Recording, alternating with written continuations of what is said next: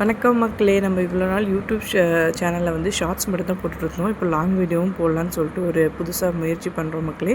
மறக்காமல் நம்ம சேனலுக்கு வந்து சப்ஸ்கிரைப் பண்ணி சப்போர்ட் பண்ணுங்கள். இப்போ வந்து நம்ம வந்து வீட்டில் எதுவுமே இல்லைங்க. திடீர்னு வந்து ஒரு கெஸ்ட்டு வந்துட்டாங்க. அதனால் வேறு என்ன பண்ணுறது அப்படின்னு தெரியாமல் சரி வீட்டில் இருக்கிறத வச்சு சமைச்சிடலாம் அப்படின்னு பார்த்தா வீட்டில் ஒன்றுமே இல்லைங்க. ஏன்னா இப்போ தான் நான் வந்து குழந்தை பிறந்திருக்கிறதுனால அம்மா வீட்டில் கொஞ்ச நாள், இங்கே வீட்டில் கொஞ்ச நாள், அங்கே ஒரு 4 நாள், இங்கே ஒரு 4 நாள் அப்படின்னு போயிட்டு வர்றதுனால வீட்டில் சரியாக எதுவும் வாங்கி வைக்க முடியறதில்ல. இருக்கிற வச்சு சமைக்கலாம் அப்படின்னு சொல்லிட்டு பார்த்தா சுண்டல் மட்டும்தான் இருந்துச்சு. சரி ஓகே, சுண்டல் வந்து கத்திரிக்காய் இருந்துச்சு, உருளைக்கிழங்கு வந்து ஒரு 4-5 உருளைக்கிழங்கு இருந்துச்சு. சரி இதை வச்சு சிம்பிளாக ஏதாவது பண்ணலாம் அப்படின்னு சொல்லிட்டு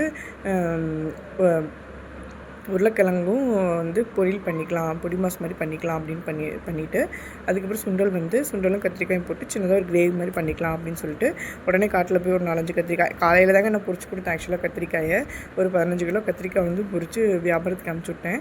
ரொம்ப பிஞ்சு கத்திரிக்காய், இதெல்லாம் இன்னும் 2 நாள் கழித்து பொரிக்க வேண்டிய கத்திரிக்காய் தான். பட் வேறு வழி இல்லாமல் வந்து கத்திரிக்காயை பொரித்து சுண்டல் போட்டு ஓரளவுக்கு நல்லா கிரேவி வந்து வந்துடுச்சுங்க. எப்போவுமே அவசரமாக வைக்கிற குழம்பு தாங்க ரொம்ப டேஸ்ட்டாக இருக்கும்.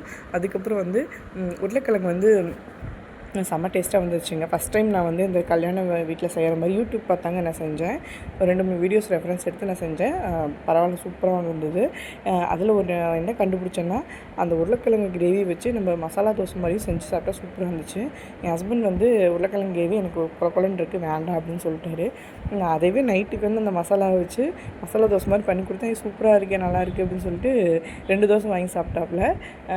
எனக்கு வந்து செம்ம ஹாப்பியாகிடுச்சு. இப்படி தான் உன்னை கவுக்கணும் அப்படின்னு சொல்லிட்டு நானே மனசுக்குள்ளே நினச்சிட்டேன் மக்களே. அப்புறம் வந்து காட்டில் வந்து வேலை ஆக்சுவலாக வந்து ரொம்ப டச் விட்டு போனதுனால போய் காட்டில் என்னால் வேலையே செய்ய முடியல மக்களே. ரொம்ப தசு புசுன்னு ஆகுது. குழந்தை கொஞ்சம் பெருசானோடனே கண்டிப்பாக டயட் இருந்து காட்டில் வேலை செஞ்சால் மட்டும்தான் மக்களே நம்ம மறுபடியும் ஃபார்முக்கு வர முடியும். அதிகமாக நாங்கள் காட்டில் வந்து இன்னும் எதுவும் போடல. ஏன்னா நான் இல்லாதனால எதுவுமே வந்து போட்டு நம்மளால் வந்து இது பண்ண முடியல. ஏன்னா மாமியார் வேலைக்கு போகிறாங்க.